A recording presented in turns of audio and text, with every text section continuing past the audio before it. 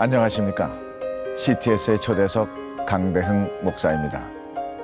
신앙은 무지의 근거를 두는 것이 아니라 지식의 근거를 둔다는 말은 종교개혁가 칼빈이 한 말입니다. 금년 7월 10일은 칼빈 생일인데 칼빈 탄생 500주년이 되는 날입니다. 최근 칼빈이 국내외적으로 크게 이슈가 되어지고 있는데 유럽에서는 개혁교회라고 알려져 있고 북미주와 한국에서는 장로교회라고 알려져 있는 종교개혁자 칼빈은 정치나 경제나 사회나 그리고 교회에 신학적으로 지대한 영향을 끼쳤습니다.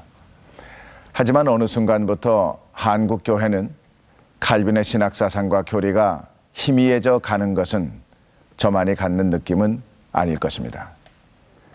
칼빈 탄생 500주년을 맞아 오직 하나님께만 영광이라는 하나님의 절대 주권을 중심으로 한 칼빈의 가르침을 다시금 성도님들과 나누는 시간을 마련했습니다. 오늘 이 자리에는 칼빈을 전공하신 교수님들 4분을 모셨습니다. 먼저 제 왼편에 계시는 분을 소개하겠습니다. 종신대학교 신학대학원 조직신학을 전공하신 문병호 교수님이십니다. 반갑습니다. 네. 그 옆에 계신 분은 연세대학교 연합신학대학원 신학과 교수 이양호 교수님이십니다. 안녕하십니까? 네, 감사합니다. 고신대학교 신학과 교수 이환봉 교수님 나오셨습니다. 반갑습니다. 네. 장로회 신학대학교 신학과 최윤배 교수님 나오셨습니다. 네, 훌륭한 사람 초청해 주셔서 감사합니다. 네, 감사합니다. 네. 조금 전에 저희들이 본 그 칼빈을 소개하는 화면을 통해서 볼 수 있듯이 칼빈은 성경을 강조하고 하나님 앞에서의 삶을 강조한 그러한 분이었습니다. 오늘날 한국교회가 성경의 통제를 받고 가르침을 받아야 되는데도 불구하고 칼빈의 개혁사상이 한국교회에서 점점 멀어지는 느낌을 갖고 있는데요.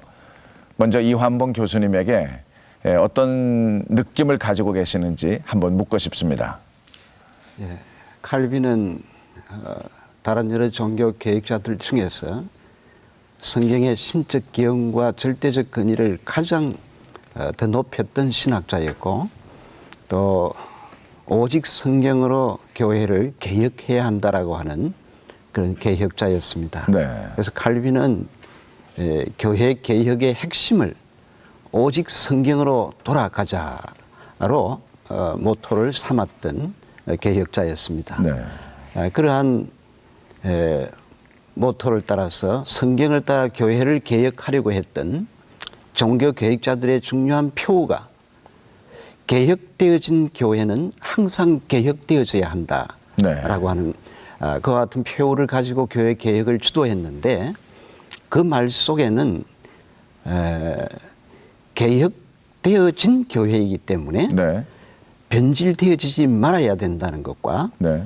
또 개혁되어져야 되기 때문에 항상 변화될 수 있어야 한다는 것을 함의하고 있습니다. 네. 성경을 따라 철저하게 보수적이어야 하고 또 성경을 따라 철저하게 진보적이어야 하는 그런 역설적인 이 두 가지를 잘 해결할 수 있는 길을 칼빈은 오직 성경으로 돌아가자라고 하는 그의 신학적인 강조에서 찾으려고 했습니다. 네. 네. 말씀이 충만해지는 게 참 중요하다고 생각이 되어지고 교회 강단이 말씀으로 풍성해지는 것이 온전한 칼빈의 가르침이라고 생각이 되어지는데 그러나 이제 대부분의 교인들은 감정적인 열정, 성령의 열매, 성령의 은사, 성령의 역사 이런 것들을 더 많이 강조하니까 이런 감성적인 그런 그 움직임이 어쩌면 하나님의 말씀보다도 더 앞서는 경우가 있는 것 같은데요.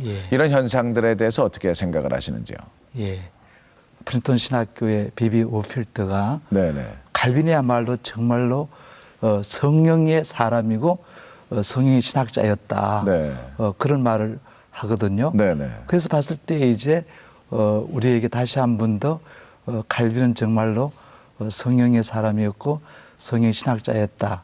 혹시 이 후대에 와서 조금 그 성령을 이렇게 소홀히 하거나 그런 장로교 내지는 그런 어떤 장로교인들이 있었다면 그저 후대의 어떤 이런 우리의 잘못이라 볼 수 있고 네. 칼빈은 말 그대로 성령에 충만한 사람이었다고 볼 수 있습니다. 네. 이양호 교수님에게 한번 여쭤보고 싶습니다. 그래서 이 성도들이 사람 때문에 시험을 받아서 교회를 이렇게 떠나는 경우가 있는데 칼빈의 입장에서 봤을 때 올바른 교회관이라고 하는 것은 어떤 것을 설명하는 것일까요? 네, 칼빈은 교회를 설명할 때 교회를 우리의 어머니라는 네. 그런 설명을 하고 있습니다. 네. 마치 우리가 어머니에게서 태어나고 어머니에 의해서 성장하듯이 우리 크리스찬들은 교회 안에서 태어나고 그리고 교회 안에서 말씀으로 끊임없이 성장해야 되는 것으로 보고 있습니다. 네. 그래서 크리스찬들은 끊임없이 교회에 나가서 주일마다 목사님의 말씀을 들으면서 날마다 그리스도처럼 될 때까지 네. 성화의 과정을 밟아야 한다. 이렇게 말씀드릴 수 있습니다. 네. 그런 점에서 칼빈은 교회 밖에는 구원이 없다. 네. 다시 말씀드리면 교회를 떠나서는 이 구원의 말씀을 들을 장소가 없기 때문에 네. 교회 밖에서는 구원이 없다. 그렇게 네. 말씀하고 있는 것입니다. 네. 또한 동시에 칼빈은 교회는 그리스도의 몸이라고 말하고 있습니다. 그래서 교회는 그리스도의 몸으로서 친교의 공동체가 되고 그리고 무엇보다도 분열해서는 안 되는 것으로 칼빈은 강조하고 있습니다. 네. 칼빈은 종교개혁자이긴 하지만은 그러나 루트나 쭈빙글리보다는 25년, 26년 후에 태어났습니다. 네. 칼빈이 태어나서 활동할 때 이미 루터파와 쭈빙글리파가 나누어져 있었습니다. 네. 칼빈은 이렇게 나누어진 개신교의 연합을 위해서 최대한 노력을 합니다. 네. 영국 교회 크랜머 주교에게 보낸 편지에서 교회의 일치를 논하는 자리라면 그것은 내게 매우 중요하므로 네. 내가 10개의 바다를 건너서라도 그 해에 꼭 참석하겠습니다. 네. 그렇게 말했습니다. 그래서 칼빈은 교회를 그리스도의 몸으로 보았기 때문에 교회의 일치와 연합 그것을 강조하고 어떤 점에서는 개신교의 일치운동의 창시자다 이렇게 말할 수도 있습니다. 칼빈에 대한 오해나 편견도 많이 있는 것 같아요. 이번 기회가 아마 칼빈에 대한 잘못된 그 자화상을 좀 우리가 바꿔줄 수 있는 좋은 기회인 것 같은데요. 이양호 교수님에게 여쭤보고 싶은 것은 칼빈이 종종 제네바에서 독재자로 이렇게 그 인식되는 경우가 있는데 혹시 거기에 대한 편견을 설명해 주실 수 있겠습니까? 네, 가끔 그런 책들이 있기도 한데요. 우선은 칼빈은 프랑스 사람입니다. 그리고 제네바는 스위스에 있는 도시 국가입니다. 그러니까 칼빈이 프랑스 사람으로서 다른 나라에 와서 목회 활동을 한 네. 것입니다. 그러니까 외국인이고 이방인이죠. 그런 네. 점에서 칼빈이 제네바에서 독재를 할 수 있는 위치에 있지 않았습니다. 네. 또한 칼빈은 1536년에 제네바에 들어오는데 제네바의 시민권을 받는 것은 1559년입니다. 네. 23년 동안 시민권도 없이 그냥 제네바에서 말씀을 전한 목회자로 살았던 것입니다. 네. 그런 점에서 칼빈이 제네바의 독재자라고 하는 것은 그 시대 상황을 무시한 그런 이야기라고 말할 수 있습니다. 네. 다만 칼빈은 기독교 강요를 쓴 아주 위대한 신학자이고 그리고 오를레앙에서 법학을 전공한 아주 법학 박사이기 때문에 제네바 시의회라든가 시정부에서 여러 가지 문제가 있을 때 꼭 신학적인 문제가 아니라 사회적인 문제, 외교적인 문제, 법률적인 문제가 있을 때 칼빈에게 자문을 구하고 네. 칼빈은 여기에 성실히 대답해 주었습니다. 네. 많은 경우에 칼빈의 자문을 받아들였습니다. 그러나 어떤 경우에는 또 칼빈의 자문을 안 받아들인 경우도 있었습니다. 다만 칼빈이 제네바를 하나님의 뜻이 이루어진 거룩한 사회를 만들려고 노력했기 때문에 그래서 이 권징을 강조하고 잘못된 사람들을 이제 장로 부분에 불러서 타이르고 교정하고 이런 점에서 아마 당시에도 좀 거부감을 가진 사람들이 있었다고 말할 수 있을 것 같습니다. 네. 1556년에 스코틀랜드의 존 녹스가 제네바를 방문하고 난 다음에 그렇게 말했습니다. 여기에 가장 완전한 그리스도의 학교가 있습니다. 네. 나는 이것보다 신앙과 도덕에 있어서 더 향상된 곳은 보지 못했습니다. 네. 그렇게 평가할 정도로 제네바는 칼빈 당시에 신앙과 도덕이 최고에 이른 그런 네. 도시 국가였다고 말할 수 있습니다. 네. 오늘은 장로교회 성도라고 하게 되면은 지금부터 이렇게 대담 내용을 관심 갖고 좀 보셔야 될 필요가 있을 것 같은데요. 칼빈에 대한 오해가 많이 있는 것 가운데서 한국 교회가 장로교회가 주류니까 칼빈의 영향을 많이 받았다고 볼 수 있거든요. 그럼에도 불구하고 한국 교회 안에 그 칼빈에 대한 오해로 말미암아 장로교회로서의 그 정체성을 이렇게 나타내지 못하는 경우가 있는데, 우리 문병옥 교수님께서 칼빈의 개혁 사상 가운데서 오해가 될 만한 거라든가 교회가 나타내야 될 정체성의 부분을 좀 설명해 주시면 어떨까요? 제가 생각하는 것은 역시 교리적 오해입니다. 네. 교리적 오해인데 금방 이제 목사님께서 말씀하신 부분이 특별히 그 부분인데, 칼빈의 과연 이제 칼빈에 보면 중심 교리 논쟁이 있습니다. 네. 칼빈에게 과연 중심 교리가 있느냐? 뭐 루터나 우리가 알고 있던 뭐 부처나 멜랑흐톤 이런 분들에 대해서는 중심 교리 논쟁이 별로 없습니다. 네.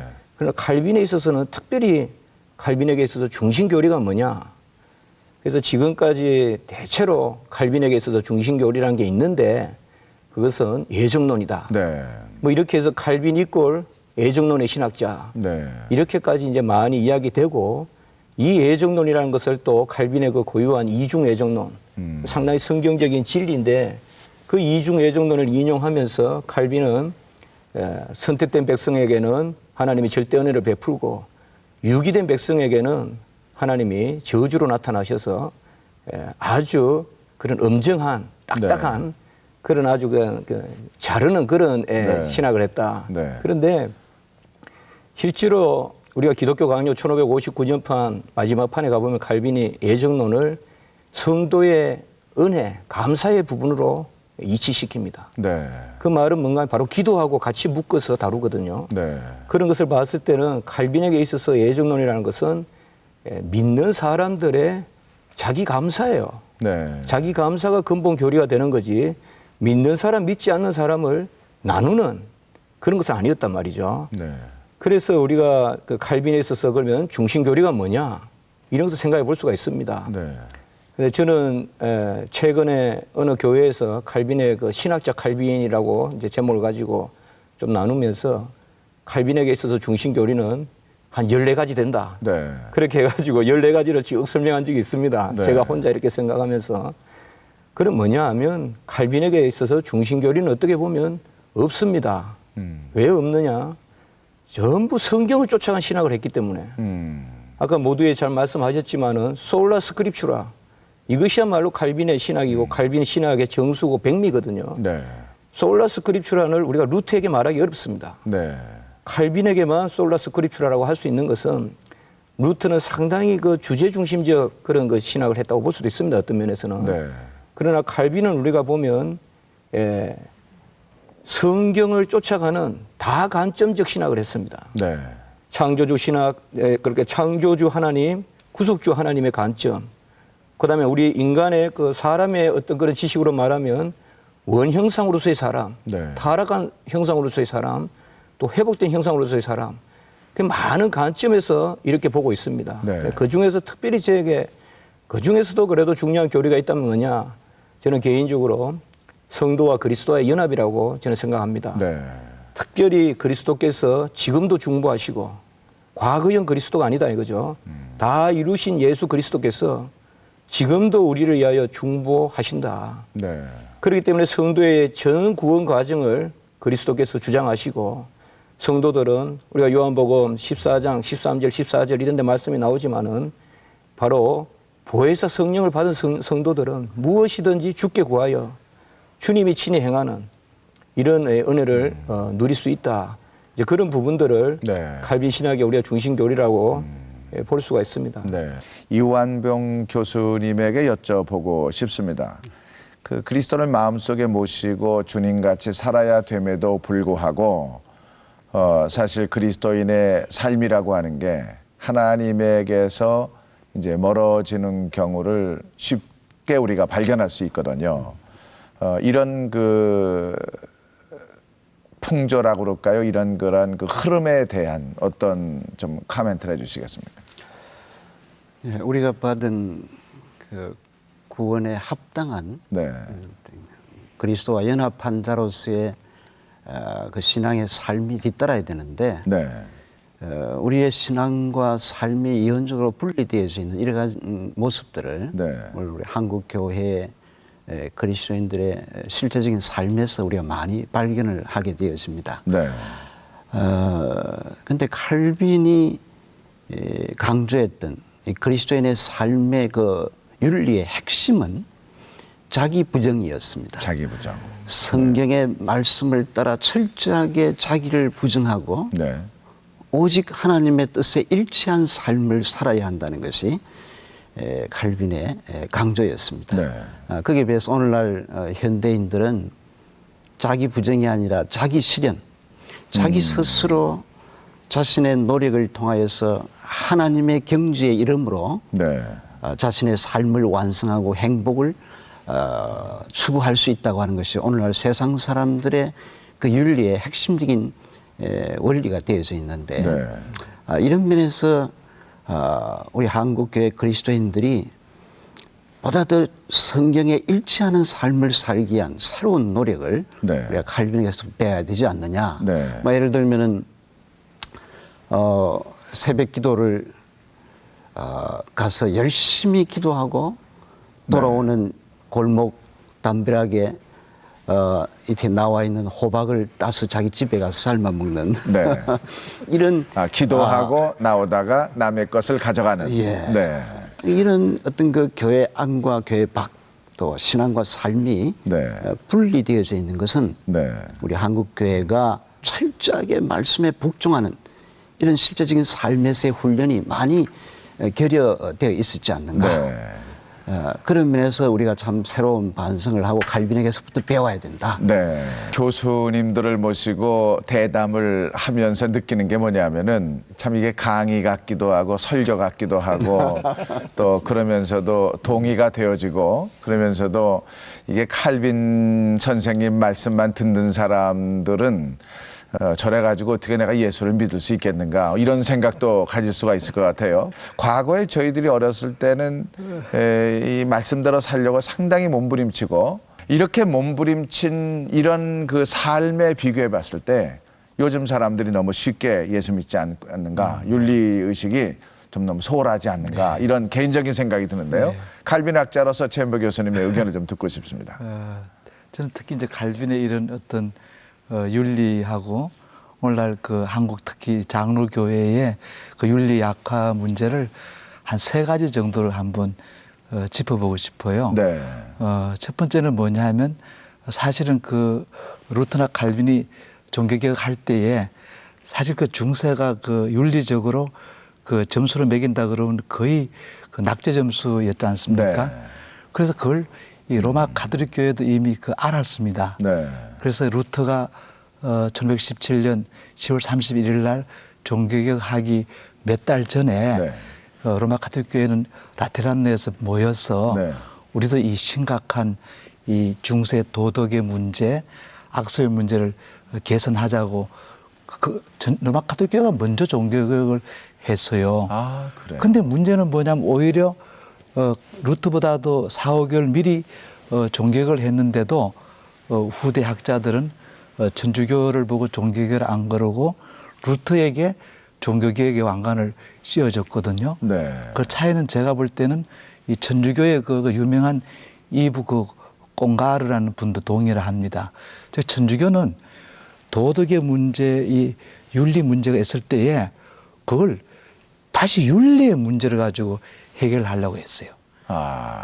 그 제가 좀 좋은 비유를 한다 그러면 제가 이 무좀이 아주 심합니다. 네. 그래서 그냥 계속 제가 PM을 이렇게 발랐더니 네. 그 한약방에 갔더니만은 PM은 발라봤자 그냥 표면 현상을 네. 하는 거고 체질이 나쁘니까 네. 아예 그 체질을 계산해야 되니까 한 달에 한약을 뭐 상당히 그 높은 액수로 3년을 먹어야 3년을 된다 했어요. 네. 뭐 그렇게 포기를 해버렸거든요.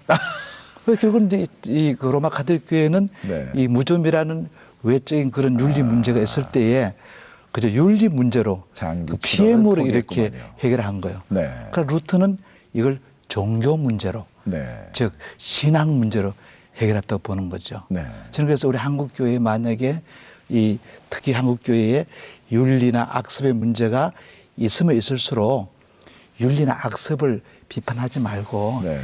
인간은 원래 태어날 때부터 전적으로 타락한 악한 사람 빵점인데 그걸 빵점이라 하면 우리 가슴 아프잖아요. 네. 그러니까 이제 즉 신앙을 개혁을 했네. 네. 즉 종교를 개혁했는.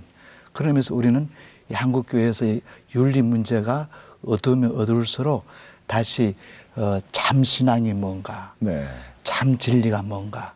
그래서 우리 속에 있는 어두운 영을 제거하고 우리 마음 속에 있는 인간의 그런 나쁜 생각을 제거하고 거기에다가 하나님의 생각과 하나님의 말씀을 채우고 성령을 채우고 네. 그러면 드디어 이제 한약을 먹어서 마침 네. 그 이 무좀이 저절로 없어지듯이 네. 가만 놔둬도 이 그 선한 나무나 이 선한 이 나무는 선한 열매를 저절로 주렁주렁 맺게 되어져 있으니까. 네. 그러면서 우리는 한국 교회의 이 도덕의 문제, 윤리 문제를 윤리 문제로 풀지 말고 네. 그 진리와 참 종교의 문제로 풀어야 된다. 네. 그게 이제 제 첫 번째 주장이고요. 네. 두 번째로는 뭐냐면 이 하나님의 이해에서 좀 이 한국 교회가 밸런스를 좀 잃은 것 같아요. 다시 말하면 어떤 교회는 보면 이제 그냥 공의의 하나님만 계시는 교회가 있고 네. 어떤 교회는 사랑의 하나님만 계신 교회가 네. 있어요. 만약 우리가 공의의 하나님만 얘기하게 되면 막 이거 시비라 벌파입니다. 네. 니도 죄인 나도 죄인 법대로 하자 그러면 뭐 거기에 목 안 날아갈 사람이 없어요. 네. 그래서 그냥 이 사랑이 없이 그냥 공의만 얘기하는 그런